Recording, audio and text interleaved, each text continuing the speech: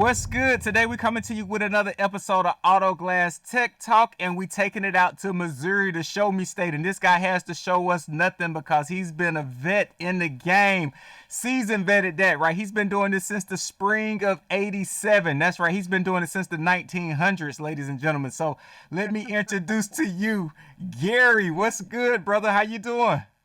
Morning, guys. You make me feel friggin' old. There you go. Yeah, you've been around a while, brother. So yeah, glad to have you. And let's jump right into it. We'll be mindful of your time, brother. A No while worries. back. Got nothing going. There you go. So it's Friday, right? And It's Friday. Friday and it's a fun day and a good day. So but for a lot of people, the grind includes Friday. So if y'all out there, we hope y'all crushing it today.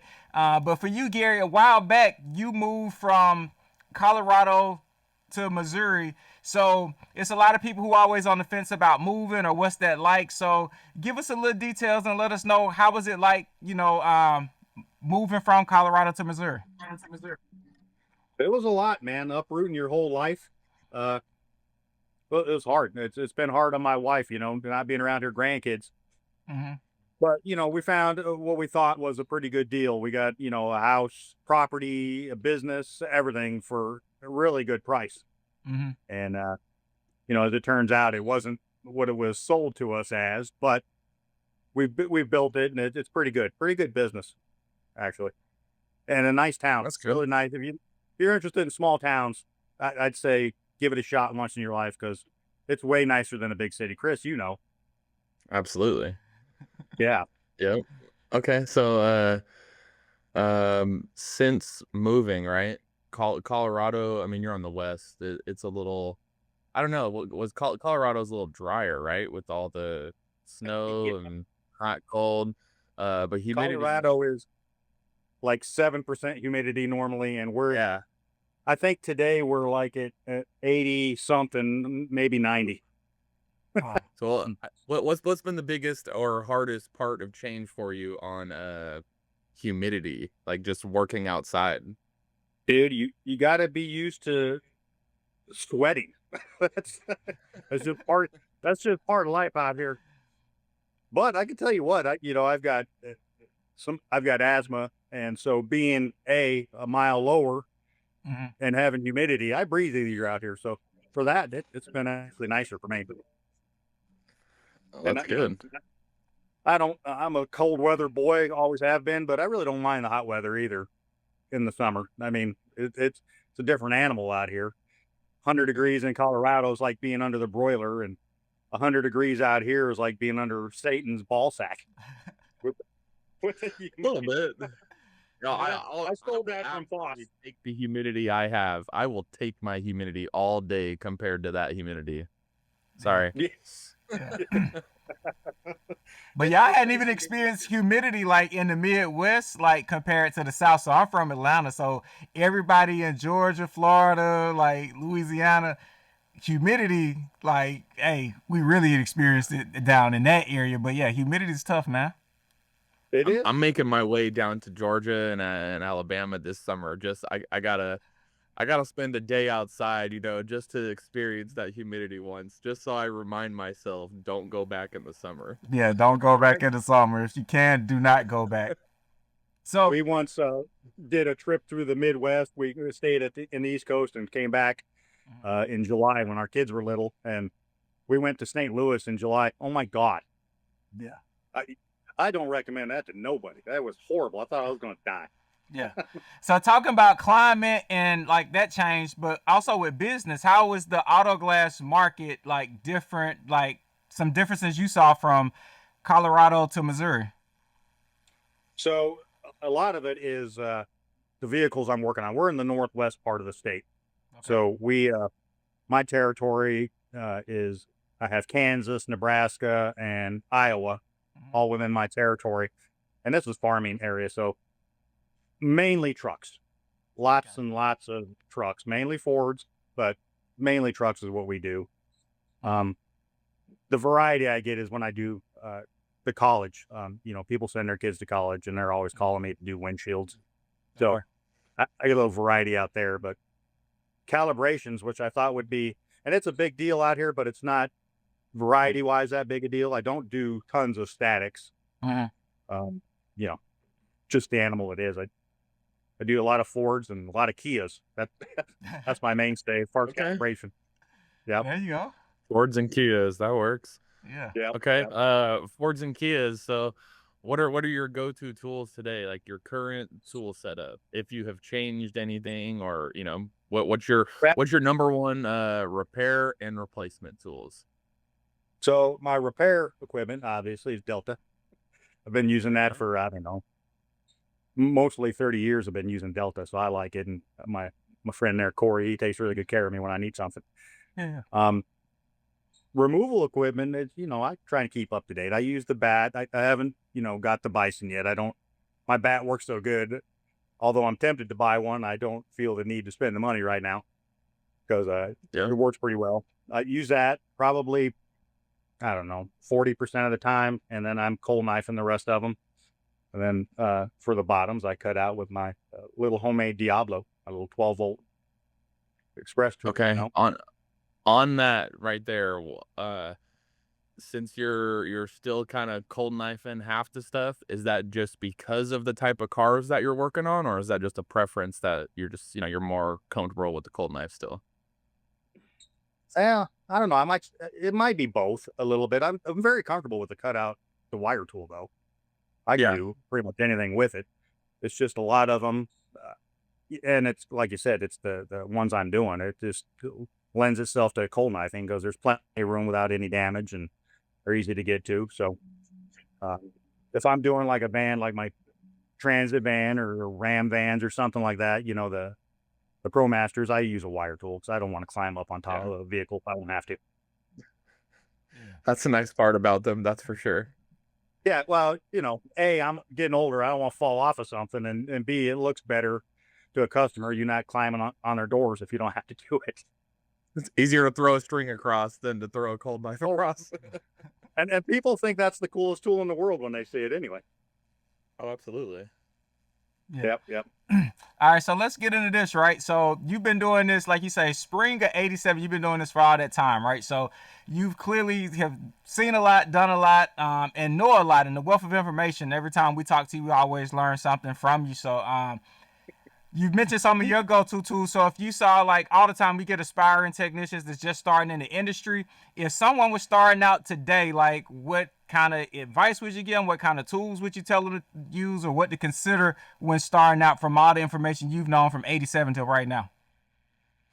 Pretty much I would recommend, and if I'm training them, I've trained several guys over my time. I train them with all the tool. I kind of leave out the pipe knife nowadays. No need to be having somebody wheeling that thing around. But I think having a good knowledge of all of what's available to us is probably the best bet. Um, I definitely push a little bit more toward the newer technology because that's the way things are going. Right. Things move Yeah. forward all the time, and those that don't want to accept it, they just get left back. Mm-hmm. Yep. Crotchety. That's very I don't true. want to be that guy. Yeah. Okay, so kind of banking off Corey's question there, seeing that you have been in the industry for decades, what is for some new guys, what are some give us like 2 or 3 common mistakes you see that newer guys are doing that can be easily avoided? Well, I haven't had a new guy for several years, but I would say that it's probably the mistakes that come are the people training them. Honestly, I think if you have a good trainer, for instance, I went out and did some training with Mark and Lori Lacey. Um, the main thing was to help teach them, and they've got a young guy, Austin. I think he's 18 or 19 to use the Pro Set. But Mark also wanted me to give him some perspectives on it, laying glue and this or that. And that kid's amazing. I mean, he's all about doing everything right. He's been to Auto Glass Week. Those are the guys I'd like to see in our industry. Someone who wants to make a living at it and a career, and they want to do it right, and they're thirsty for knowledge.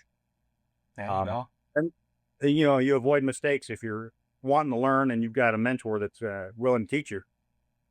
In my I got opinion, you. That's when fair. I was taught, it was they taught us how to hack shit out and lay some silicone on top of the old urethane and just put it in. And our goal was that it didn't leak, and we got it out of there in 20 minutes. Yeah. Hey, but did it leak? Friggin' probably. Yeah. We'll never know. Yeah. We'll never know, dude. Those cars are rusting away somewhere.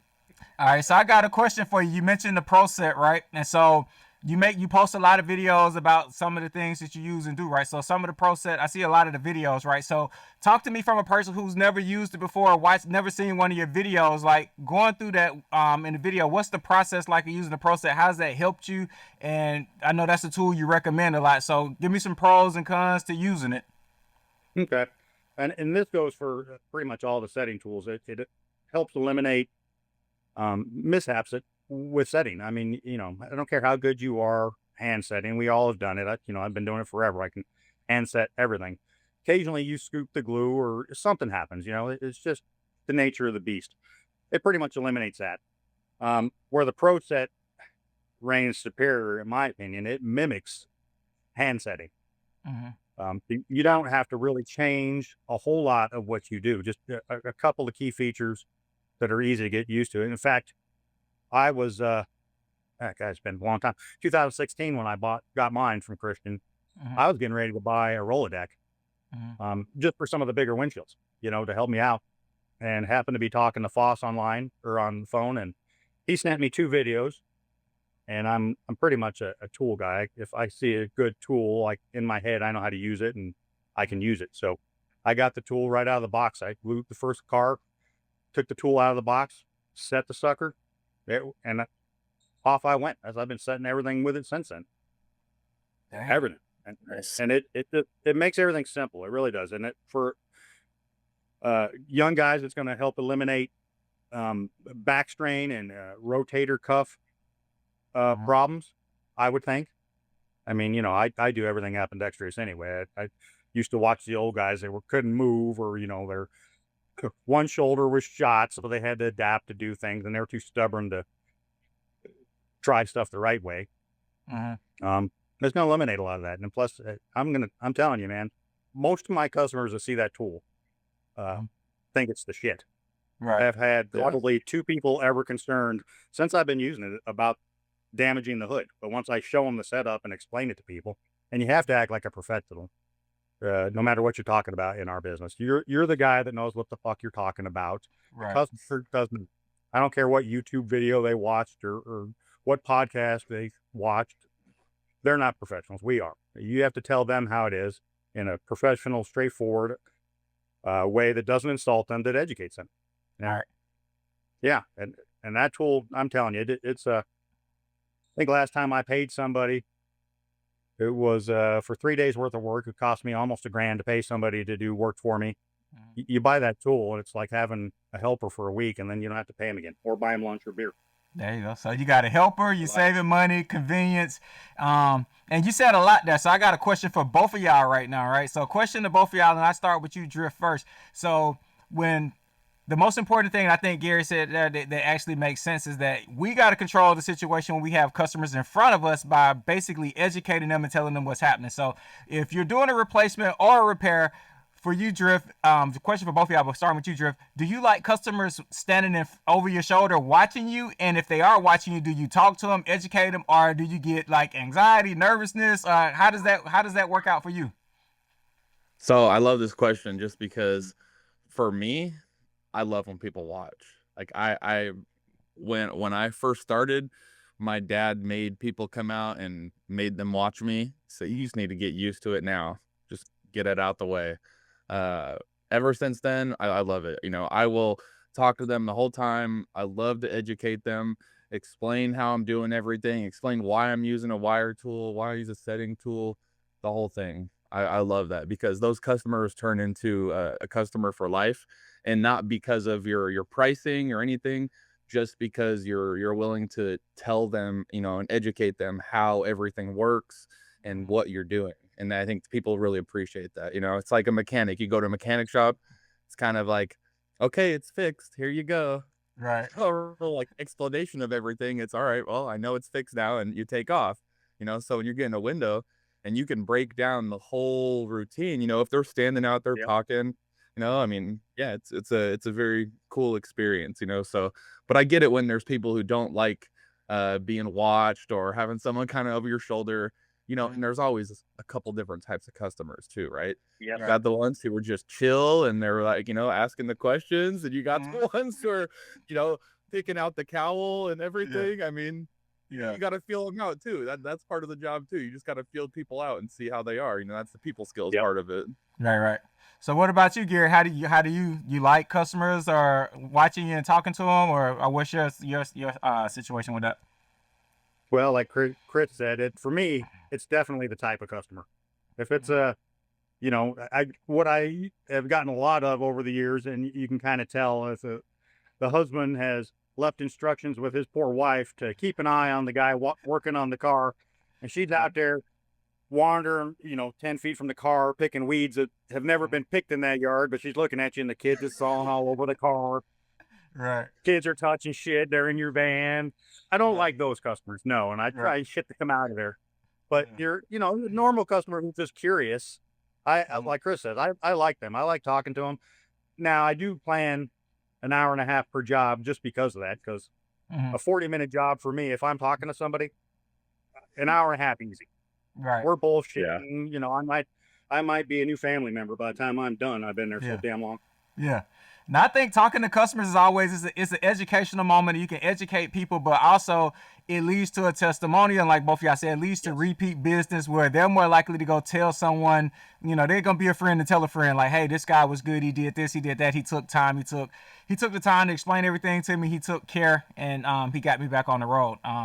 So I always think it's good to talk to customers, but y'all are right. The most important thing is you got to read the room to understand who's there watching you, if they're YouTube certified and telling you what to do, or if they're really there trying to like take in what you're telling them to make that work out. So since I'm in question mode, I got another question for both of y'all, right? So both of y'all have made moves from a state to another state. So again, I start with you, Drift. You went from California to Texas. Gary, you went from Colorado to Missouri. So with the move, starting with you, Drift, the first part of it is, did you like moving states? And if you could give any advice to any technician that's thinking of moving states or cities within their state, what advice would you give someone who's thinking of making a move?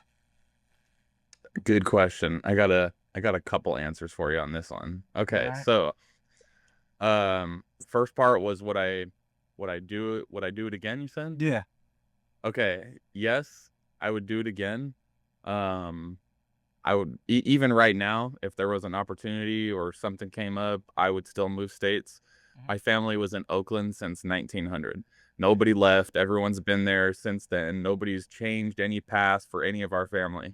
I'm the first one to do it. So I hope even my kids, I love that we're in Texas and they'll grow up here. But when they're old enough and they want to move off, please go find another state, as long as it's not going back to California. But Go experience life. moving is good. It's good for your family. It's good for people. Like it's good to change things up, change where your family is at. I mean, it's a good thing. Okay, what was the second part of that? What any advice would you give to someone? Like I know you said both of y'all saying like live life, explore, but for a technician that's on the fence, like that's thinking of moving to start their own thing, what advice would you give them? I would say visit the area you are looking at first. Do a weekend visit, okay? Yeah. For number one. Number two, set up your business and get your number, your advertisement, and get everything set up a little bit ahead of time. That way you have a chance for that number to kind of organically get some calls coming in. Good idea. And then last one would be when or if you move, don't do multiple trips like I did. I did like 4 trips with a few different personal trailers. Yeah. Just hire the One big group move. or get the big U-Haul and do it all in one trip. Right. Yep, that's it. Yeah, we hired somebody. That's the way to go. Yeah. Although I would recommend driving the truck yourself, because it cost us like 15 grand to move out here, and a good portion of that was because 4 guys had to be in a hotel and drive across country. Right. Whereas I could have saved just drove about the 5 truck and doing hired that, somebody. go on my own. Yeah. Yeah. Yeah. Nah, that makes sense. What about you, Gary? You got any advice for any technician that's considering moving? Yeah, I would. What Chris said, definitely come and spend time. And I would even say more than just one weekend. Do a weekend to begin with, see if you're interested and Mhm. kind of like the area. Now, Chris moved where his wife's got family. Is that correct? Yeah, well, I've been out here to San Antonio a few times, so Mhm. like I was, I like the area, but Yeah. yeah, my wife has her mother-in-law is out here, and Oh, okay. so it was Okay. kind of easy, oh well, we know someone there, we'll just go there and figure it out from That's there. And that's what we did. I didn't start up anything, I didn't come look at anything. It was just we're going. But let's go. end of December was all right. Pack up. We got 3 days to drive out there. Let's go, and we'll figure it out and start everything when we get there. Yeah. Yeah. We didn't know anybody out here, but we did. We spent a weekend out here. Okay. And we like the town. Actually, we love this town. It's if we could take this little town and put it back in Colorado, so we're by our grandkids, Mm-hmm. it'd be perfect. Yeah. We got. I think the population of our town here with the college in is 22,000. So Right. traffic's almost non-existent from what I'm used to. Right. Bigger than my town, Gary. Yeah, I know. I know that. But when the college is gone, we only got 12,000. So it Yeah. dropped considerably. Yeah. Yeah. Now, one advice I would give that both of y'all have said, I noticed from both of y'all being online and being from y'all's moves that I noticed from afar is that once you're where you're at, you got to network, meet people, and know people. And I know Gary, you very connected in Missouri and Drift. You connected all over. So if you move to any state, like I'm sure both of y'all would be good. But I think networking and knowing, in the area, even though if there's other people doing the same thing, yeah, they might be competition, but you never know how y'all could work together, mesh together, but just networking with other people. So I think that's always a cool skill when considering a move is networking. I'm glad you Yes, brought that up because that's a really big thing too, right? So immediately after being here, got in touch with the shop. Shout out to Shannon Penn in Oklahoma. Gave me a name, to run off of, called them up, and even to this day, I still got a great relationship with the shop here in Bernie, his shop in San Antonio. Um, yeah, and then get on your chamber, do your chamber, do all of the local, mixers and anything you yep. can do to network. Go down to the warehouse, sit at the warehouse for a few hours, meet some of the guys. I mean, get to know I don't call them competition, but get to know the people that you're in business around. Yeah. Well, and they will recommend you other small glass guys. If they need something done in your area or they need a hand, they'll reach out a lot of times. There's one guy in town. If I'm going to do a semi or he's got something like that to do, we help each other out. And Yeah. since I'm the only one that does calibration, whenever he gets a job that requires calibration, he just gives it to me. Yeah. That's cool. Sometimes he'll do the job and I'll calibrate it, but most time I get the whole job. So networking is huge, like Chris said. I've got a couple of big dealers, and they put my name out there everywhere. Yeah. Which is nice. Yeah, networking, but like you say, Drift, like it's not really competition. We all in this together, and we can't do every single job. So if you're going about it approaching that you need every single job, you're probably going about it wrong. It's room for everyone to grow, prosper, and succeed within the industry. But network, because you never know where your next job could come from, and networking does increase your net worth. So network, so you can actually grow and prosper. So I got another part of the section of the show that we do right here, and this one's for you, Gary. We do this part of the show called "Show Me Your Swag," and so for me, I'm gonna show people my swag right here, and Gary, I want you to see this right here. This is a shot glass, a piece of swag I got all the way back in Colorado. It says it right here, Rocky Mountain Auto Glass. So shot glass. So appreciate you for that. Got mine in the closet somewhere. From long ago. But Drift, I see you got a hat on there, and that I think says SEMA. So Yep. yeah. So shout out the SEMA show, and tell me about your SEMA show experience, man. So all right, so just the SEMA hat, it's a brown and camo one. Unfortunately, no Texas glass tools swag yet, but I got something really cool that's popping off in the next couple days. So look out for this shirt drop. I think it's going to be a major hit. But that's it. I don't got nothing else. So I'll let Gary take it away. What's your new swag, Gary? Show us the new swag. Well, I've got my uniforms and my hats. Well, today I'm wearing Lacey's. There we go. Represent them. All I've got out here, and because everybody everybody out here drinks Bush beer. Mm-hmm. You go somewhere, there's a can of Bush beer sitting. So I just did koozies. There we go. Okay. I'm center them there. Yeah. Cool. Yeah. That's why I My said, local lady, she made them for 50 cents a piece for me. So there you go. That's a part of networking again. Like when you got swag, you give it to people, they give it to someone else. It gives them a memorable thing. Like you take this shot glass of me, I remember this shot glass forever, you know. And we just never know how something can be memorable for our customers. So if you don't have swag, consider looking online. It's a ton of places for swag, whether it's ink pen, notepads, koozies, shot glasses, anything. But find something that's a one-to-one or that can actually relate to your area, to your company, that can leave people with a memorable experience. and we're moving back to Colorado, so I'll probably get back into those shot glasses because lots of the service riders and those type of people, I hand them out usually at Christmas. Mm-hmm. You know, I get a box of shots and these glasses, and they get to pick a shot, and it's pretty popular. I go through a couple hundred of them in a week. Yeah, nice. There we go. Well, we'll be mindful of your time, Gary. We appreciate you. Appreciate both of y'all today for y'all's time, for the insight and advice that given to others about tools, technicians, drift. We looking forward to the drop, the big news you got coming soon. So we'll stay connected on that. And again, we appreciate y'all, and we hope y'all both have a great weekend and keep crushing it. Yeah. Y'all too. Have a great Thanks, time. Gary, Thanks and, for coming on, Gary. Maybe we'll do this again when I move back to Colorado. There we go. We'll hold you to that, brother. We'll hold you to that. And if you're going back to Colorado, keep us posted on how that's going, and keep crushing it with the videos you post online. Like we always watch your basically your tutorials or using the process and some of the old school videos that you drop. But I appreciate you and appreciate all the information that you've given us. Thanks, guys. All right, no problem. Y'all take care. Thanks, Gary.